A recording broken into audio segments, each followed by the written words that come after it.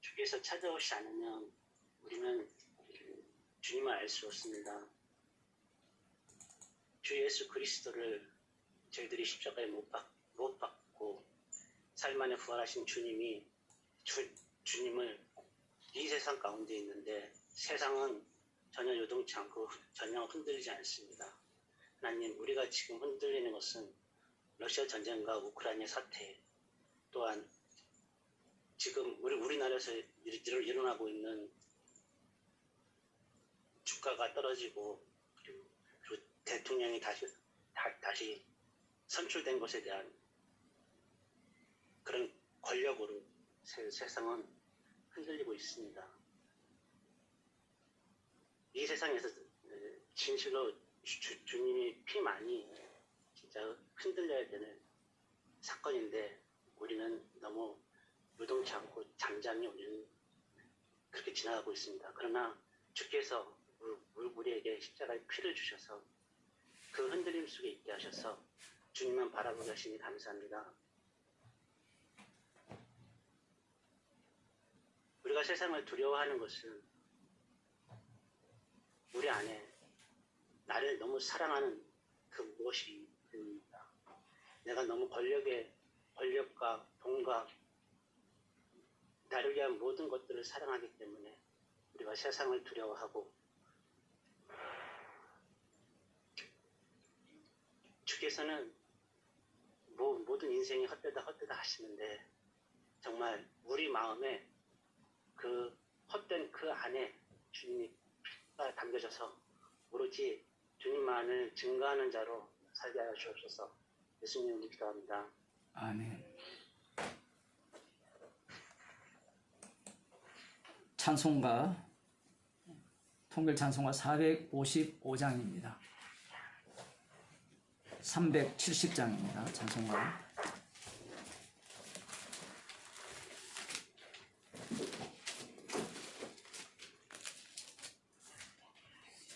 (455장) 주 안에 있는 나에게입니다.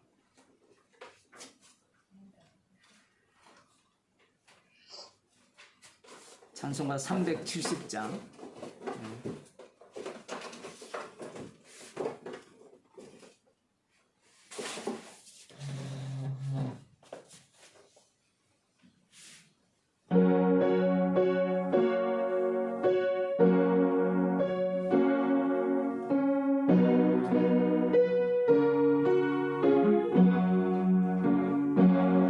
주 안에 있는 나에게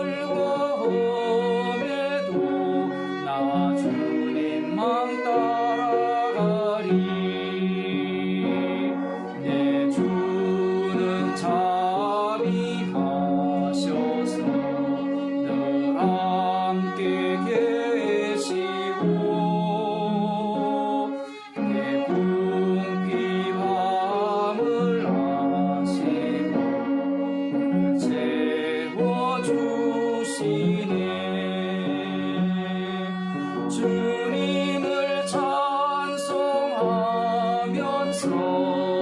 할렐루야 할렐루야 내 앞길 멀고 험해도 나 주님만 따라가리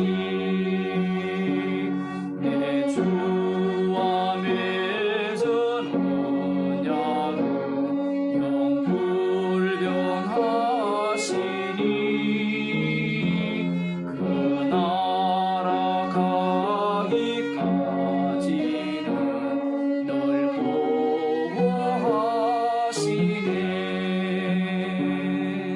주님을 찬송하면서 할렐루야 할렐루야 내 앞길 멀고 험해도 나 주님만 따라가리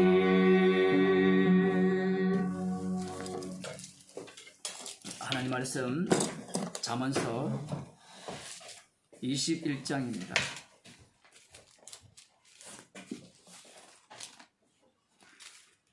잠언서 21장 12절에서 15절 말씀을 함께 읽도록 하겠습니다. 구약 성경 932쪽입니다.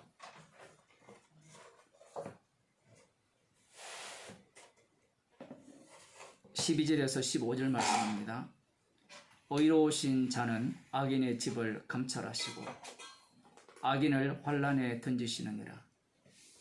귀를 막아 가난한 자의 부르짖는 소리를 듣지 아니하면 자기의 부르짖을 때에도 들을 자가 없으리라. 은밀한 선물은 노를 쉬게 하고 품의 뇌물은 맹렬한 분을 그치게 하느니라. 공의를 행하는 것이 의인에게는 즐거움이요 죄인에게는 패망이니라. 아멘. 기도하시겠습니다.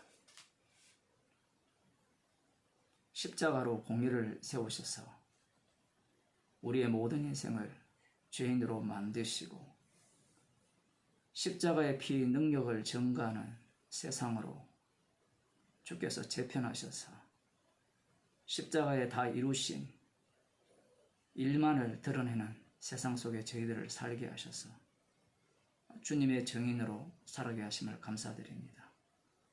오늘도 십자가에서 다 이루심을 말씀 가운데 보게 하시고 말씀이 역사하는 역사 속으로 저희들을 이끌어 주옵소서. 예수님 이름으로 기도드리옵나이다. 아멘. 하나님 말씀 사도행전 17장입니다. 사도행전 17장 1절에서 9절 말씀을 함께 읽도록 하겠습니다. 저희가 암비볼리와 아볼로니아로 다녀가 데살로니카에 이르니 거기 유대인의 회당이 있는지라. 바울이 자기의 규례대로 저희에게로 들어가서 새 안식일에 성경을 가지고 강론하며 뜻을 풀어 그리스도가 해를 받고 죽은 자 가운데서 다시 살아야 할 것을 정명하고 이르되 내가 너희에게 전하는 이 예수가 곧 그리스도라 하니 그 중에 어떤 사람 곧 경건한 헬라인의 큰 무리와 적지 않은 귀부인도 권함을 받고 바울과 실라를 쫓으나 그러나 유대인들은 시기하여 저자의 어떤 괴악한 사람들을 데리고 때를 지어 성을 소동케 하여 야손의 집에 달려들어 저희를 백성에게 끌어내려고 찾았으나 발견치 못하며 야손과 및 형제를 끌고 업장들 앞에 가서 소리질러 가로되 천하를 어지럽게 하던 이 사람들이 여기도 이름에 야손이 들렸도다. 이 사람들이 다 가이사의 명을 거역하여 말하되 다른 임금 곧 예수라 하는 이가 있다 하더이다 하니 무리와 업장들이 이 말을 듣고 소동하여 야손과 그 나머지 사람들에게 보를 받고 노니라. 아멘.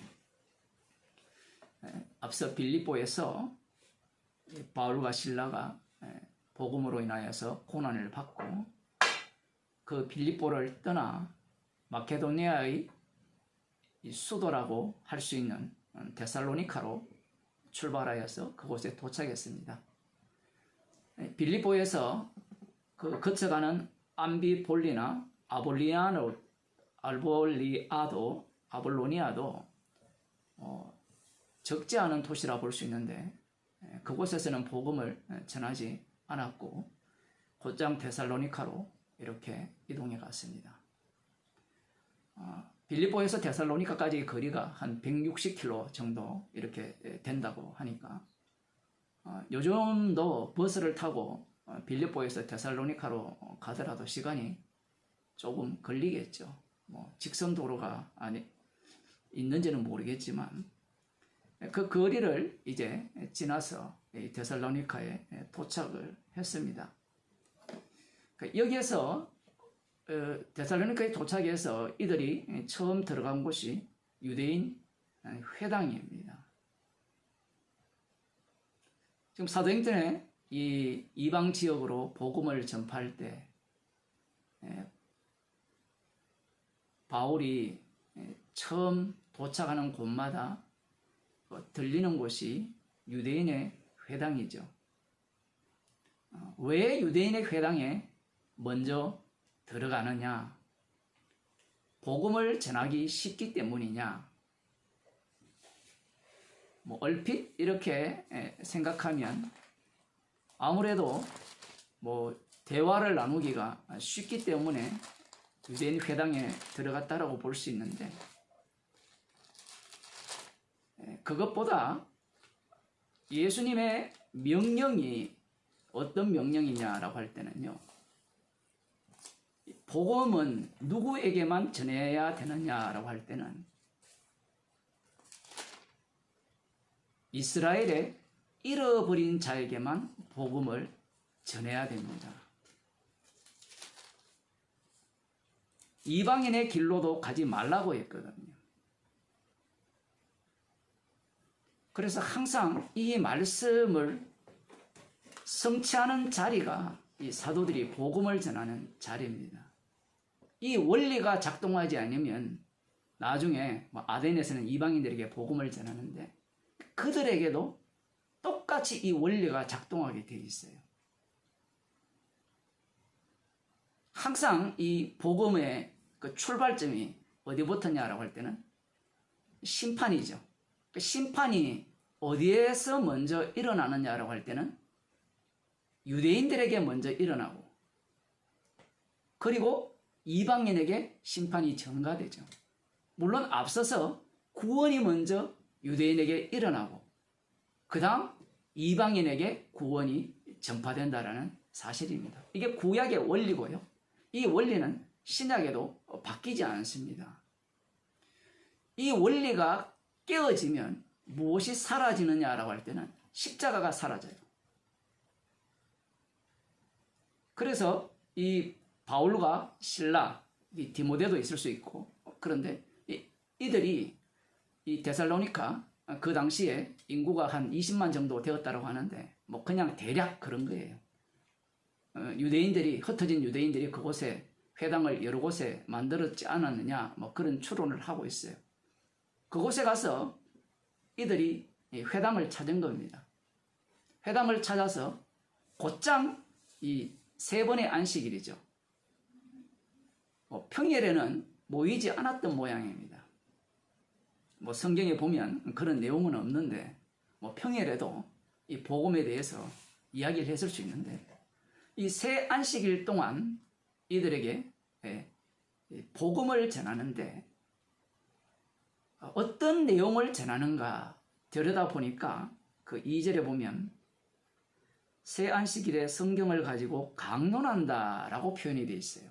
요즘 성경에는 강론이라는 표현을 안 쓰고 토론한다 아니면 해석하여 설명한다 뭐 이렇게 되어 있거든요. 강론하며 뜻을 풀어 이렇게 설명하고 있어요.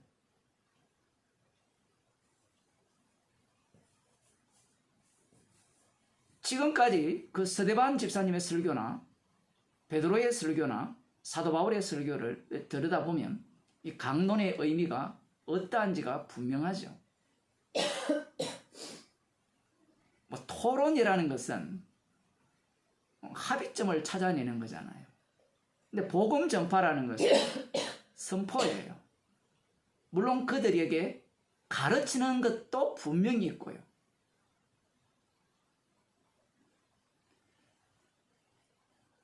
성경을 가지고 강론하며 뜻을 푸는데 그 뜻을 푼 내용이 뭐냐라고 할 때는 달리 말하면 구약이죠. 여기에 나오는 성경. 율법과 선지자입니다. 그 율법과 선지자의 글을 풀어내는데 구약 성경을 어떻게 보느냐라고 할 때는 그 다음에 나오는 내용이죠. 그리스도가 해를 받고 죽은 자 가운데서 다시 살아야 할 것을 증명하고 창세기를 보더라도 말라기를 보더라도 신명기를 보더라도 레위기를 풀더라도 이사야, 에레미야, 예스겔, 다니엘, 호세야 어떤 성경을 풀어도 그 내용은 어떤 내용이냐라고 할 때는 그리스도가 해를 받고 다시 살아나야 한다는 겁니다.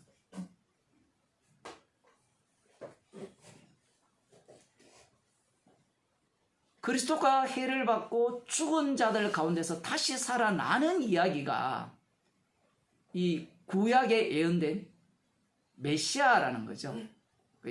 헬라어로는 그리스도인데 유대인들이 창세기부터 말라기까지 연구하여서 기다리는 그리스도, 그 메시아는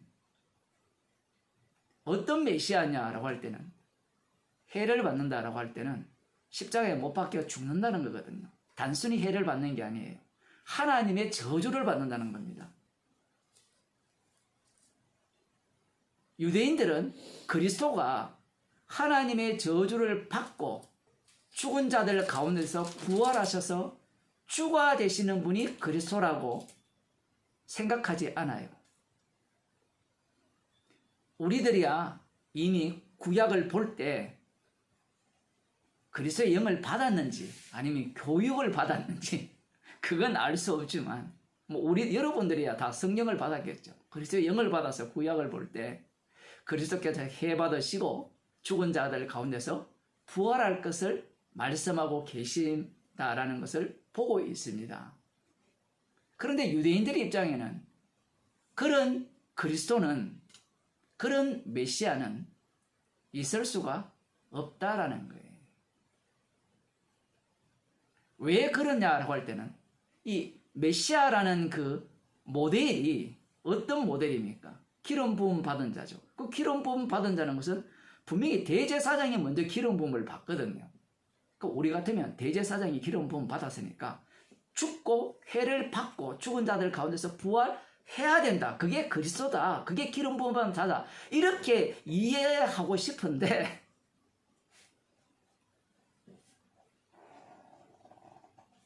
살아가는 현장이 그렇지 않아요. 그들이 뭘 요구했습니까? 왕을 요구했죠. 그 왕이 기름 부음 받은 자고요. 결국은 아브라함에게 약속하신 그 언약의 성취는 누구로부터 이루어지느냐라고 할 때는 대제사장으로부터 기름 부음 받은 대제사장에 의해서 성취되는 것이 아니라 왕으로 오시는 기름 부음 받은 자, 어떤 자예요? 사울 같은 자가 아니라 다윗 같은 왕이 오셔서 우리를 구원할 것이라. 그래서 에스겔이나 이사야나 그 다윗의 시로 오시는 분, 다윗 이름 자체가 다윗이죠. 다윗의 후손인데 다윗 왕이 온다라는 겁니다. 그 왕이 오셔서 어떤 나라를 세우느냐?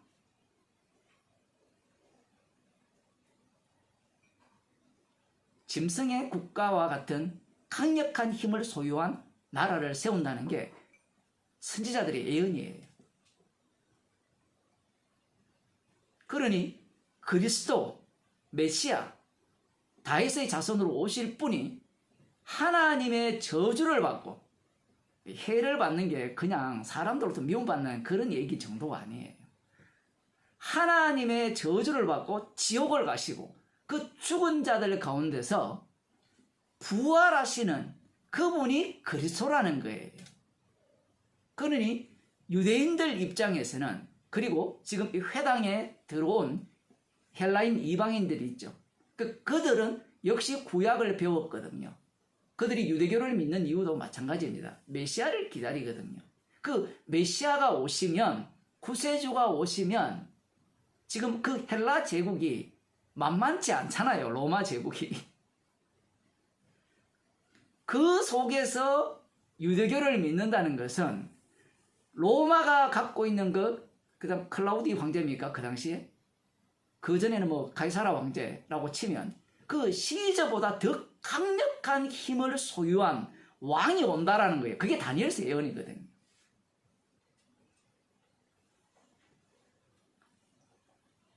그러한 메시아를 믿고 기다리고 있는 겁니다.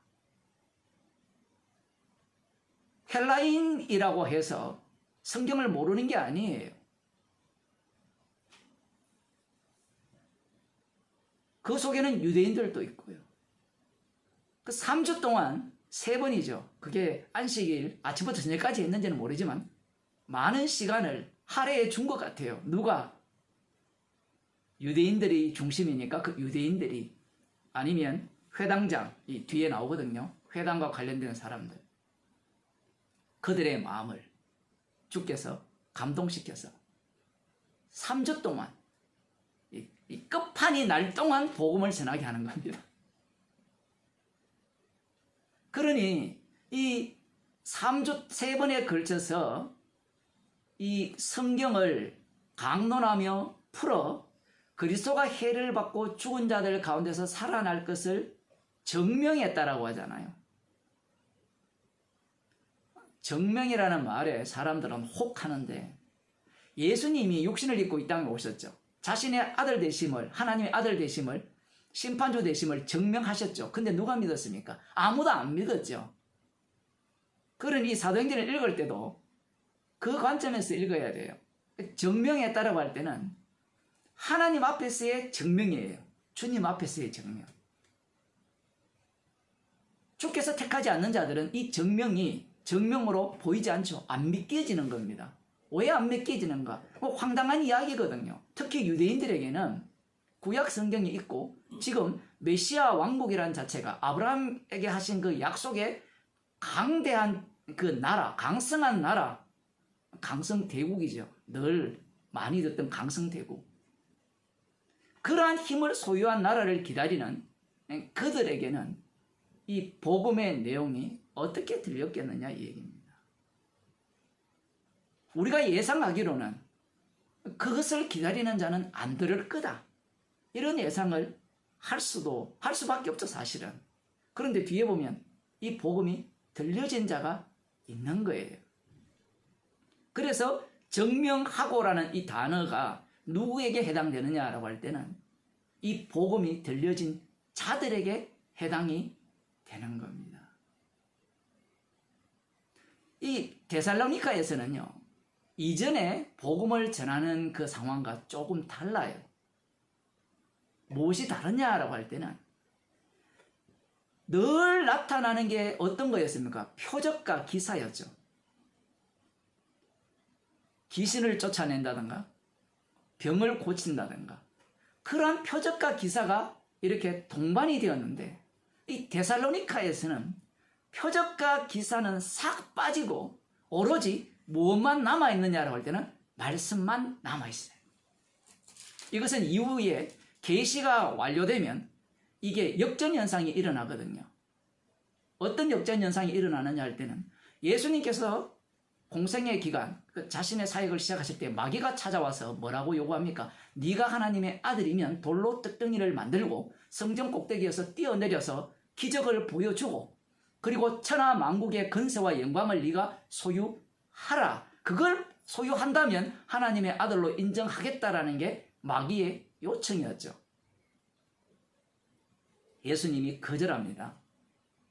거절하는데 공생의 기간 동안 마귀가 원하는 것들을 다 보여줍니다. 파도를 잔잔케 하고 바다 위를 걸으시고 죽은 자도 살리시고 문둥병자도 고치시고 저는 자도 걷게 하시고. 왜 그 일을 하셨느냐? 그 이유는 너희들이 마귀와 한편이라는 것을 끄집어내기 위해서예요. 마귀와 한편인 자들은 죽은 자들, 해를 받고 죽은 자들 가운데서 부활하신 그 능력 속으로 들어갈 수가 없습니다. 그걸 볼 수가 없어요. 죄를 용서한다는 의미 자체를 파악할 수가 없어요. 인간이 아는 죄는 어디까지나 지가 생각하는 죄잖아요. 하나님의 아들을 죽였다는 이 죄는 인간이 상상할 수 없는 이야기예요.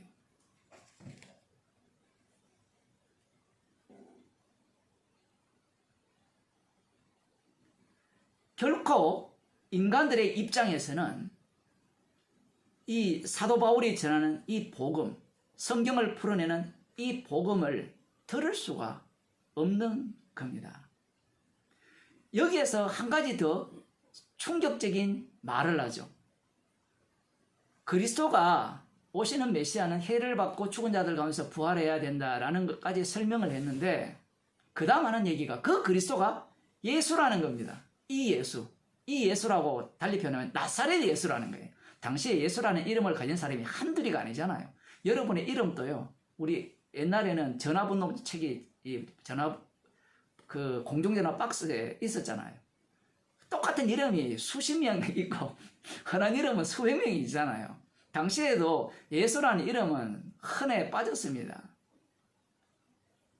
구원자라는 이름이 얼마나 좋습니까? 요즘 또 축구 선수에 제수스라는 선수 있잖아요. 그런 이름을 많이 갖고 있는데 이 나사렛 예수 촌 사람이죠. 베들레헴 출신도 아니고 그 형식적으로는 베들레헴 출신도 아닌 그가 그리스도라고 이야기를 하는 겁니다. 이것은 도무지 믿을 수가 없는 거예요. 더 중요한 것은 지금 이 그리스도가 어떤 분이라는 겁니까? 주라는 거예요. 주. 자기들과 똑같은 사람인데 그 사람이 십자가에 못 박혀 죽고 죽은 자들 가운데서 부활했다라는 겁니다. 그 부활한 그 예수, 나사렛 예수가 온 세상의 주라는 거예요. 심판주.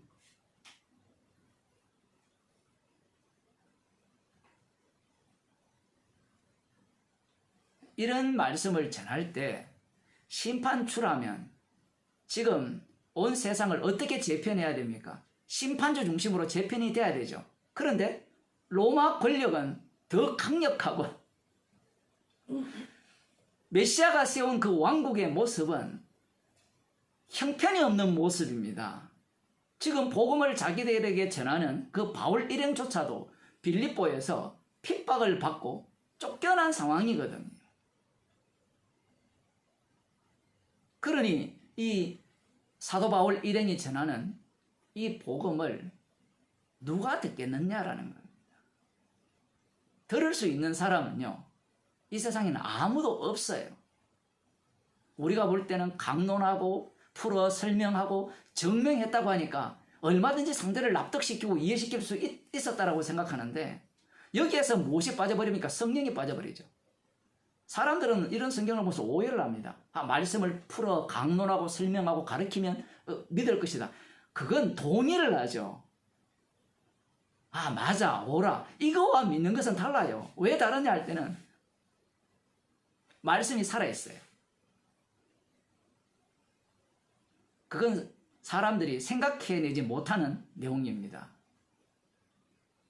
성경을 구약을 풀어서 그리스도께서 해받으실 것과 죽은 자들 가운데서 부활하실 것을 전했을 때 사람들에는 그게 언어로 들리고 말로 들리는데 데살로니가전서 1장 2장으로 가보면 이들이 전한 말이 무엇이 됩니까? 하나님의 말씀으로 바뀌어지고 듣는 자들도 하나님의 말씀으로 들었다라고 이야기하고 있어요. 여기에 보면 어떤 사람 곧 경건한 헬라인의 큰 무리와 적지 않은 귀부인도 이 권함을 받았다라고 하거든요.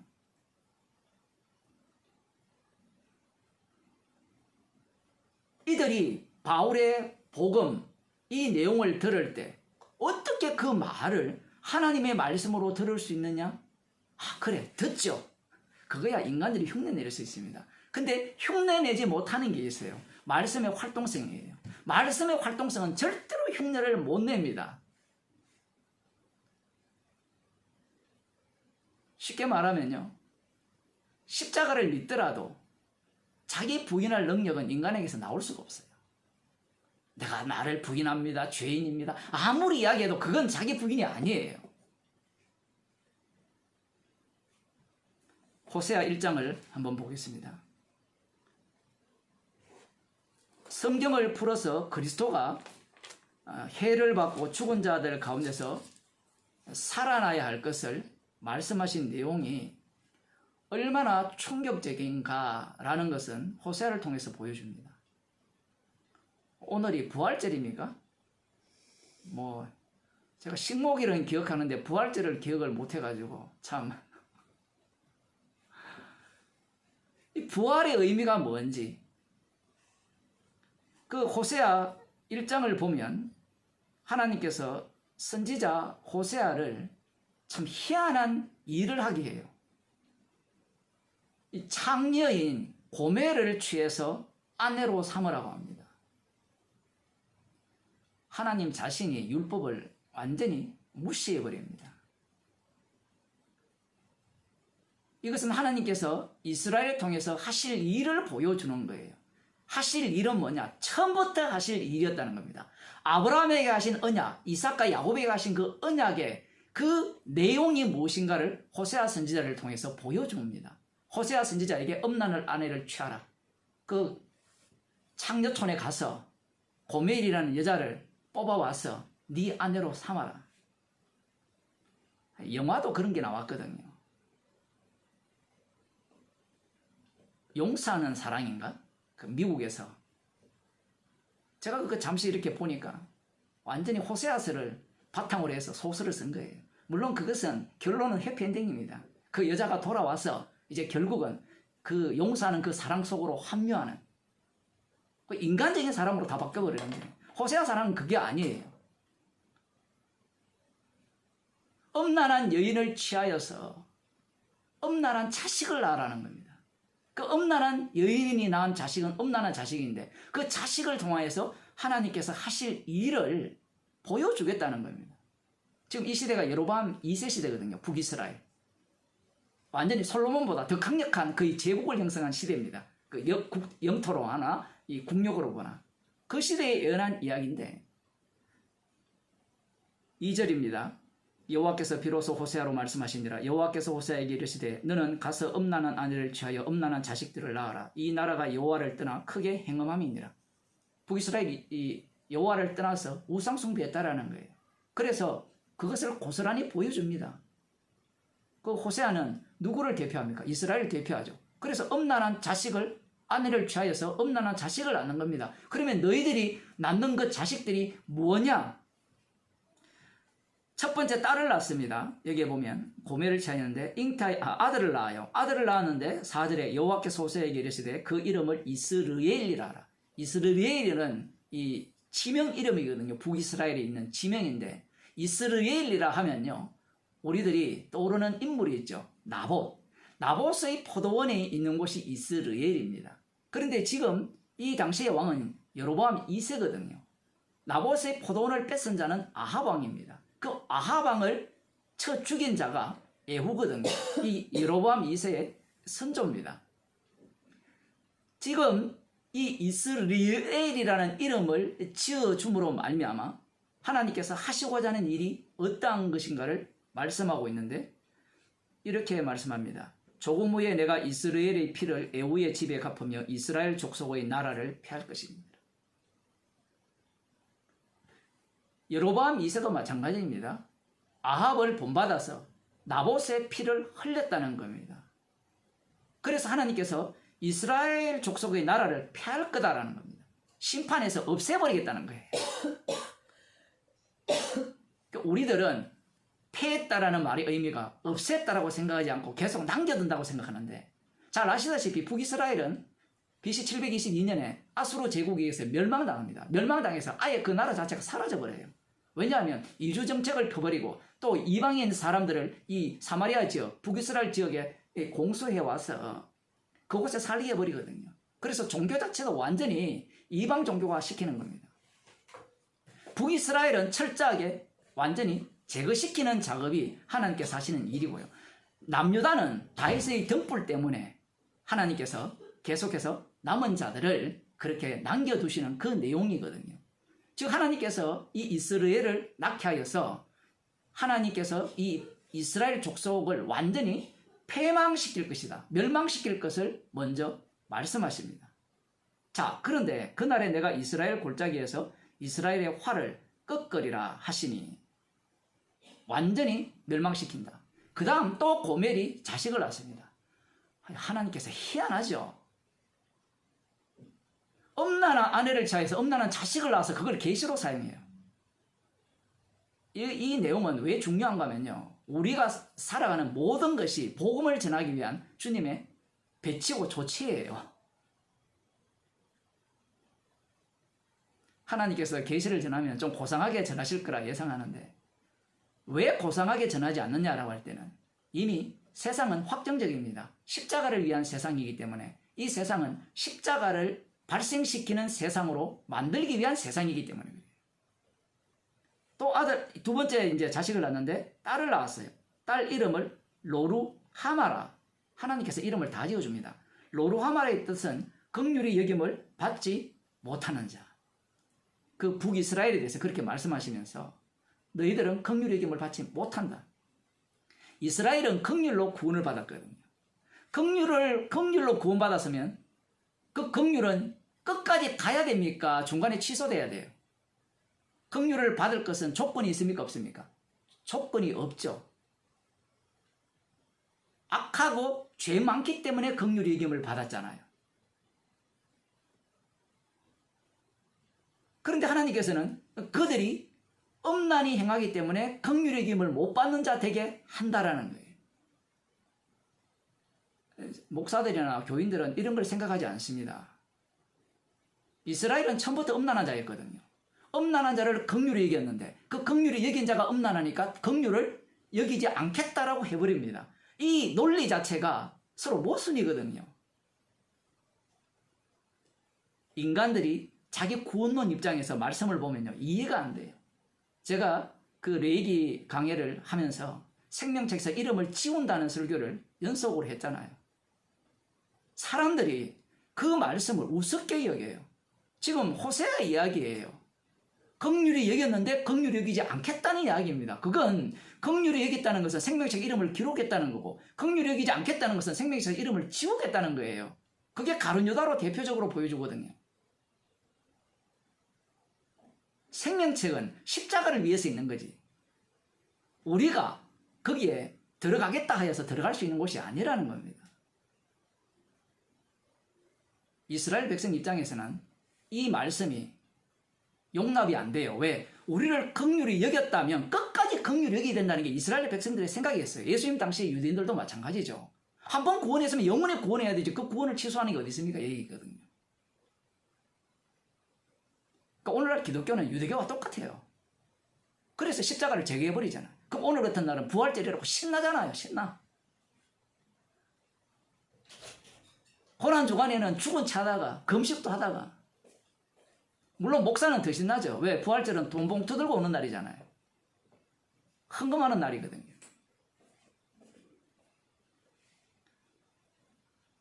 그런데 그 6절 하반절 봅시다. 로루하마라라 내가 다시는 이스라엘 족속을 긍휼히 여겨서 사하지 않을 것입니다. 와 정말 충격적이죠. 다시는 긍휼히 여겨서 사하지 않겠다. 그러면 하나님께서 이 말씀을 지켜야 됩니까? 안 지켜야 됩니까? 지켜야 되죠. 근데 곧장 뭐라고 합니까? 그러나 내가 유다 족속을 긍휼히 여겨 저희 하나님 여호와로 구원하겠고 이래 나와요. 아 이것은 북이스라엘이고 이거는 유다가 아닙니까? 아니에요. 같이 나중에 한 두목을 끌고 온다고 11절에 나오거든요. 다시는 긍휼히 여기지 않겠다라고 하고 다시 긍휼히 여기겠다라고 해요. 이 모순되는 상황을 어떻게 이해하느냐? 이해할 필요 없습니다. 말씀이 친히 이루어내기 때문에 그 말씀 속으로 이스라엘 백성들을 집어넣어버립니다. 그러면 그 결과가 뭐냐? 십자가예요. 우리는 이 말씀을 관람하면서 긍휼히 다시는 여기지 않다 했으니까 이 사람은 구원을 못 받구나. 그러면 긍휼히 또 여기니까 구원되는구나. 사람의 구원, 나의 구원 중심으로 말씀을 보기 때문에 해석이 안 되는 겁니다. 지금 사도 바울의 그 성경을 풀어서 강론하면서 그것을 풀어주면서 그리스도께서 해받으실 것과 죽은 자들 가운데서 부활하실 것을 증명하는 그 내용이 호세아서를 보면 받아들이는 자가 있지만 못 받아들이는 자가 있거든요. 근데 기본적으로는 다 못 받아들입니다. 지금 호세아서만 읽어도 모순되는 이야기를 하잖아요. 하나님이 하나님은 시건치 않는다 했거든요. 한 번 말씀했으면 다시는 긍휼이지 않으면 긍휼이 안 여겨야 되는데 안 여긴다 해놓고 긍휼이 여기는 거예요. 그런 게 어디 있습니까? 그런 게 여기 있어요. 그러니 인간들이 생각하는 하나님은요, 다 우상입니다. 왜 십자가 지신 분이 참 하나님이냐? 그 이유를 제대로 아셔야 돼요. 여호와가 우상이거든요. 이 데살로니가 전서 1장에 보면 너희가 우상을 버렸다 하거든요. 그 우상이 누굽니까? 우리가 생각하기는 그 우상이 뭐 그 당시에 황제일 수도 있고 뭐 제우스 신일 수도 있는데 여러 신들이 있는데 지금 회당에 있는 큰 무리들, 헬라인 큰 무리잖아요. 그들은 누구를 섬겼습니까? 여호와 하나님을 섬겼어요. 그 여호와 하나님을 섬긴 자를 두고 뭐라고 하는가 하면 너희가 우상을 버렸다라고 하는 겁니다. 데살로니가를 읽으면서 사람들은 그 생각을 안 해요. 여호와 하나님이 우상이에요, 지금. 지금 호세아서를 유대인들에게 주죠. 그들이 이 말씀을 읽으면서 여호와를 우상으로 만들어내는 겁니다. 이 말씀을 다 자기 입장에서. 그리스도께서 해받으시고 죽은 자들 가운데서 부활하실 내용으로 호세아를 해석해야 되는데 그렇게 해석이 안 되는 거예요. 왜 안 되느냐? 나는 긍휼히 여김을 받을 자격이 있다는 겁니다. 왜냐하면 아브라함의 자손이기 때문에. 하나님께서 다시 긍휼히 여기겠다. 그런데 그 구원의 방식이 뭐냐? 칼과 활과 전쟁이나 말과 마병으로 구원하지 아니하리라. 이렇게 나와요. 우리들이 이거 십자가로 구원하는 내용이구나. 이렇게 들어갈 수 있지만 구약에서 구원이라는 개념은 강력한 힘을 소유한 곳에서의 구원이에요. 죄에서 구원한다. 사망에서 생명으로 옮긴다. 이 개념은 없습니다. 죄라고 해봤자 율법을 범하는 죄 이것밖에 없어요. 참된 구원의 의미는 예수님이 이 땅에 오신 이후에 새롭게 만들어집니다. 유대인들 입장에서는 활과 칼, 창으로 말과 마병으로 구원하지 않는다라고 하니까 무엇을 떠올릴까요? 출애굽을 떠올리죠. 출애굽을 할 때, 애굽을 칠 때, 바로를 칠 때 활, 창, 마병으로 쳤습니까? 하나님의 능력으로 쳤습니까? 능력으로 쳤죠. 그러니 이 호세아서를 읽으면서 자신들을 구원하실 때 메시아가 오시면 그 메시아가 어떤 사람입니까? 모세가 예언한 그 선지자, 민수기 18장에 나오는 나와 같은 한 선지자를 일으키리니 그 선지자는 모세와 같은 선지자니까 모세가 이스라엘 백성들을 애굽에서 구원할 때 하나님의 능력으로 구원을 했잖아요. 그러한 구원을 그들은 꿈꾸고 있던 겁니다.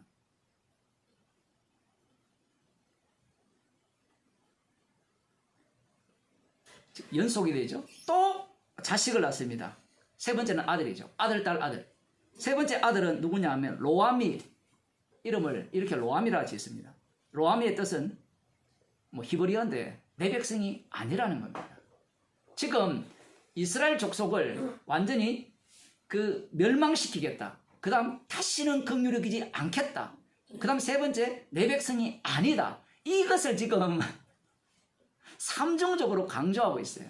강조하는 가운데 첫 번째는 긍휼히 여기겠다는 말씀은 안 하시고 두 번째는 긍휼히 여기겠다는 말씀을 하시고 구원하시겠다는 말씀을 하시고 세 번째는 내 백성이 아니다. 이게 굉장히 중요한 거거든요. 이스라엘을 뽑은 이유는 하나님의 백성으로 뽑은 이유는 너희들은 내 백성이 아니라는 것을 드러내기 위해서 뽑은 거예요. 근데 이스라엘 입장에서는 우리는 하나님의 백성이 맞죠? 이렇게 들어오는 겁니다. 이게 서로 안 맞아요. 주님께서 우리를 구원하셨잖아요. 우리를 부르실 때 넌 내 백성이 아니지 이렇게 불렀어요. 근데 우리는 내가 예수 믿으니까 나 하나님의 백성 맞죠? 이래 나와요. 맞죠? 나오니까 부활절을 제사 지내잖아요. 제사 기념하면서.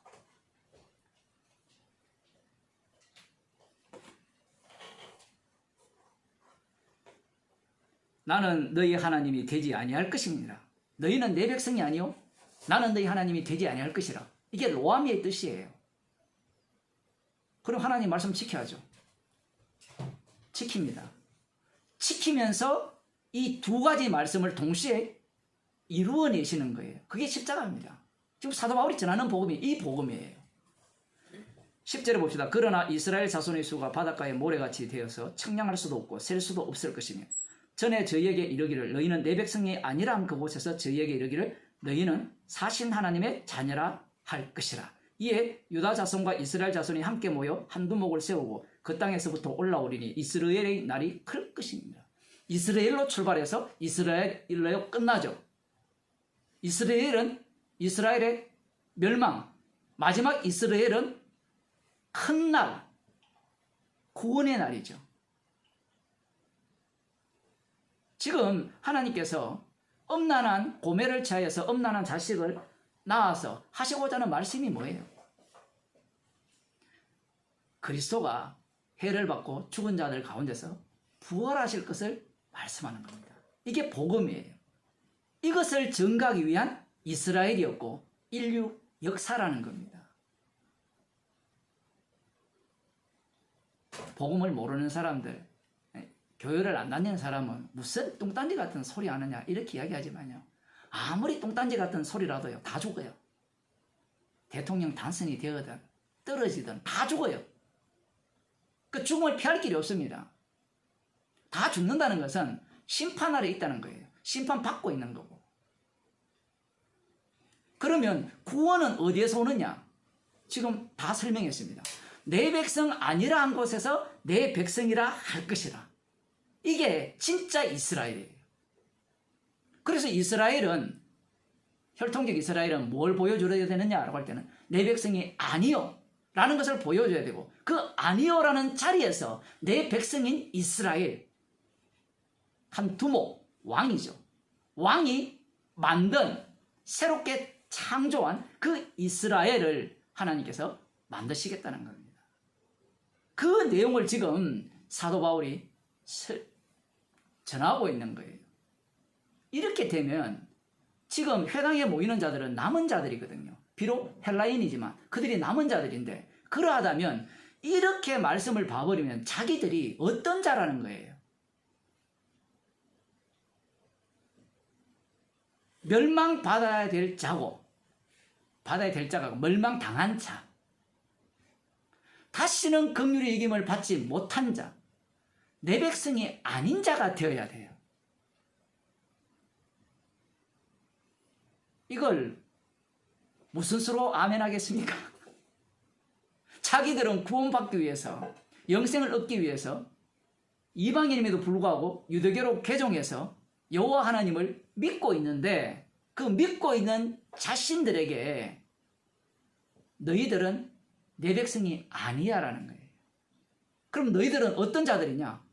엄난한 아내가 낳은 엄난한 자식.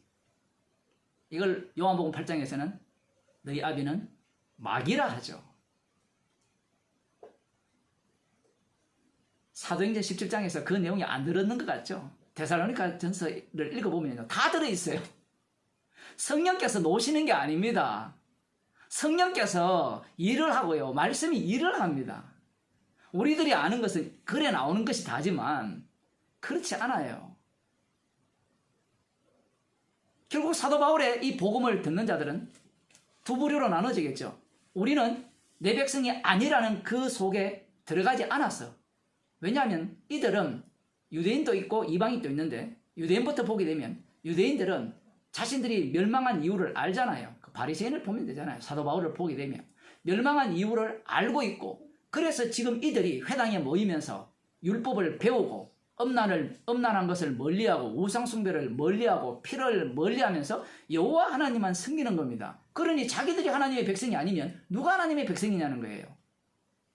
그런데 바울이 전한 복음에 의하면 그리스도가 해를 받고 죽은 자들 가운데서 부활하려면 자기들은 어떤 자가 돼야 되죠? 멸망당한 자, 내 백성 아닌 자, 그 다음 절대로 긍휼의 힘을 못 받을 자, 죄인이 돼야 되는 겁니다. 그러니 그들은 거부할 수밖에 없고, 이와 달리 이 바울의 설교를 들으면서 우리는 말이죠, 말인데 이것이 데살로니가전서 1장에서 이렇게 얘기합니다. 아까도 얘기했습니다만은 사람의 말로 받지 않고 하나님의 말씀으로 받았다. 말씀이 능력으로 역사했다라고 이야기를 해요. 그렇게 역사한 그 상대자들은 대상자들은 이 바울의 말에 귀를 기울이고 들었다라는 거예요. 물론 여기에서는 가짜도 있습니다. 그러나 여기에서 주안점은 이런 내용입니다. 이 복음을 전했을 때 누가 이 복음을 듣느냐? 데살로니카에서는 참 특이하죠. 이전에도 그런 일이 있었지만 여기에서는 유대인과 이방인이 완전히 갈라져 버립니다. 누가 믿느냐라고 할 때는 헬라인의 큰 무리와 적지 않은 기부인도 권함을 받았다고 하죠. 참 특이합니다. 이런 내용들이. 그런데 유대인들은 어땠다? 시기했다라는 거예요.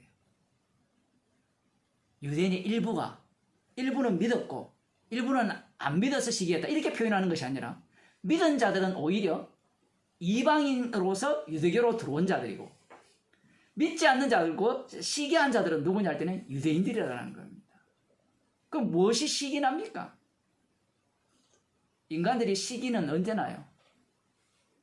나보다 저 사람이 돈을 많이 벌면 시기 나잖아요. 나보다 예쁘면 시기 나고 나보다 공부 잘하면 시기 나잖아요. 유대인들이 여호와 하나님을 믿으면서 그들의 마음이 어디에 가 있었는지가 지금 여기에서 여실히 드러나는 겁니다. 어느 순간부터 자기 종교 조직이 커지는 걸 중요하게 여기고 사람이 많아지는 것이 중요하게 여겨진 거예요. 그래서 이 복음을 전하는 자가 왔는데 그들의 보기에는 복음이 아니죠.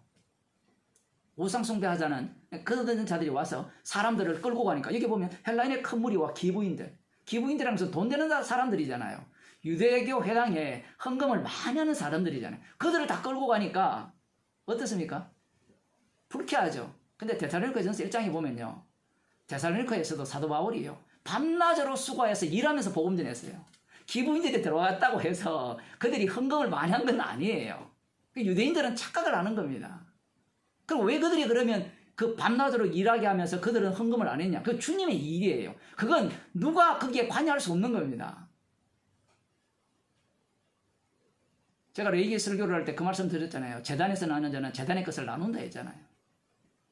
주님의 일을 십자가만 드러내는 일을 인간이 거기에 들어가서 옳고 그름으로 이야기하면서 이게 옳아 저게 글러 이렇게 나눌 수 없는 거예요.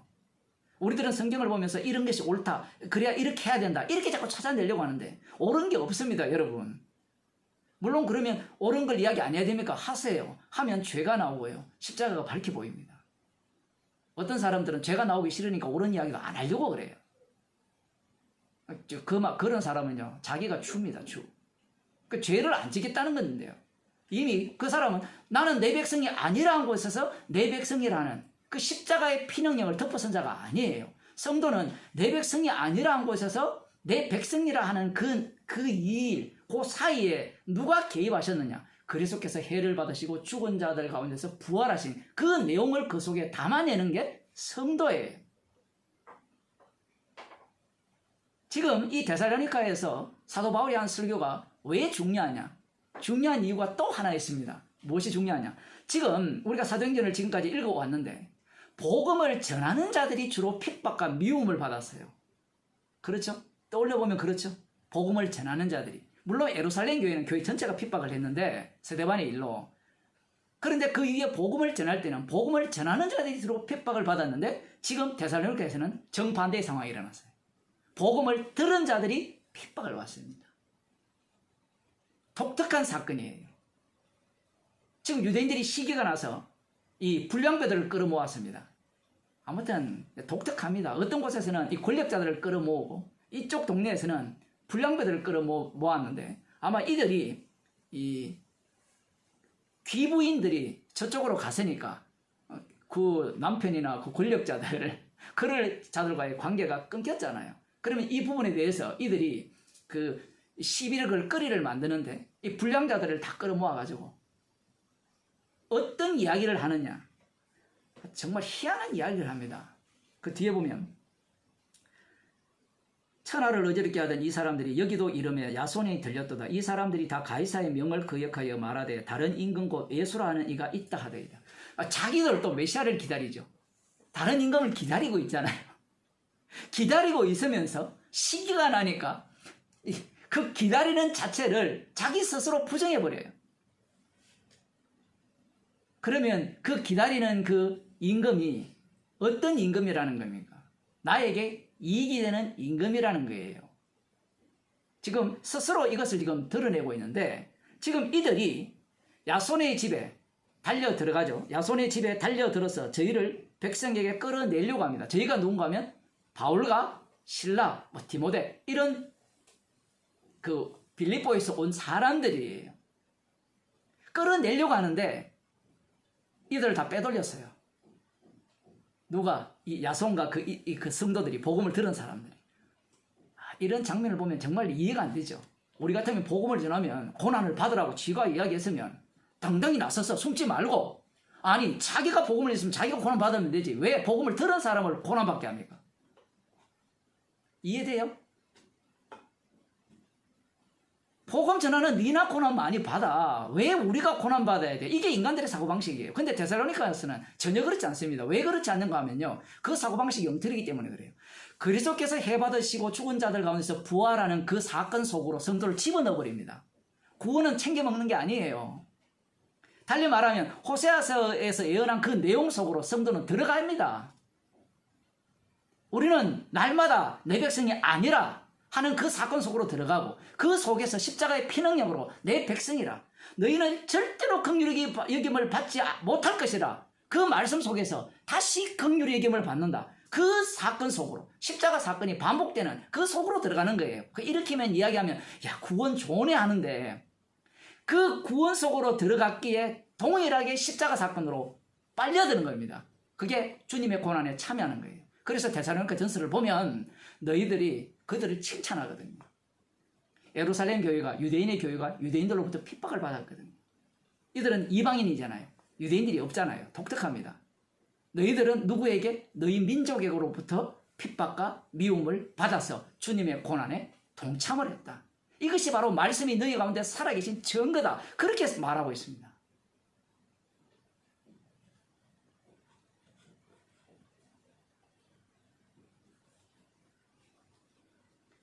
마지막으로 이것만 한번 보겠습니다. 야손이 들렸다는 말은 야손이 이 복음을 받아들였다는 거예요.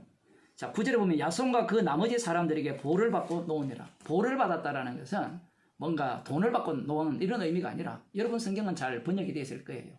이 말씀에 있는 확답을 받고 놓아준 겁니다. 그럼 무슨 확답이냐? 그 뒤에 가보면 10절에 보면 밤에 형제들이 곧 바울과 실라를 베레아로 보내니, 이들이 무슨 확답을 했을까요? 보내겠다는 확답. 지금 성경에 그것밖에 없습니다. 그러면 이상하잖아요. 복음과 함께 고난을 받아야 되는데 왜 그런 확답을 해줍니까? 우리가 생각하는 것과 전혀 다르죠. 확답을 해서 바울과 실라는 그들을 베레아로 보내지만 뭐가 살아있어요? 말씀이 살아있잖아요. 우리 같으면 이런 확답을 안 줍니다. 아마 추론을 하면 바울과 그 일행들과 다시는 어떻게 엮이지 말라, 관계하지 마라, 그런 확답을 받았을 가능성이 높아요. 그렇게 해놓고 어떻게 복음을 믿습니까? 그렇게 해서 복음을 믿어요. 복음을 내가 믿는 게 아니라 믿음이 나를 끌고 가기 때문에 그래요.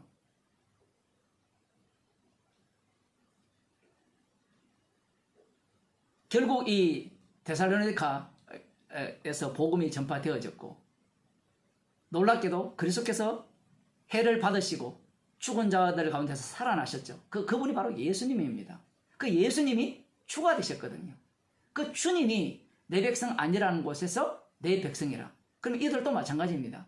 너희들은 지옥 가야 마땅하고 지옥 백성이라는 겁니다. 너희 아비가 마귀라는 거고, 그 마귀를 주님이 십자가의 피로 구원했다라는 거예요. 그럼 그 구원이 끝이 아니라, 그 구원은 무엇을 증거하기 위한 구원입니까? 주님의 십자가를 증거하는 구원이기 때문에 그들이 받은 복음으로 인하여서 주님의 고난에 참여하게 되었다라는 사실입니다. 기도하시겠습니다. 하나님 아버지, 말씀이 살아 계셔서 친히 자기 백성을 구원하시고 아닌 자들을 거절하시고 십자가 사건 속으로 자기 백성들을 몰아 넣으셔서 십자가 사건이 과거가 아니라 오늘날 자기 백성 가운데 고스란히 반복되는 사건이며 십자가이신 예수 그리스도만이 유일한 주님이심을 증거하는 사건 속으로 저희들을 인도하심을 감사드립니다. 우리의 인생이 내 백성 아니었던 곳에서 내 백성을 만드신 십자가의 능력을 증거하는 인생으로 저희들을 삼아 주옵소서. 주 예수 그리스도의 은혜와 하나님의 크신 사랑과 성령의 교통하심이 주님이 십자가에 못 박혀 죽으심과 그 부활의 능력에 기꺼이 참여하고자 하는 주의 백성에게 축원하옵나이다. 아멘.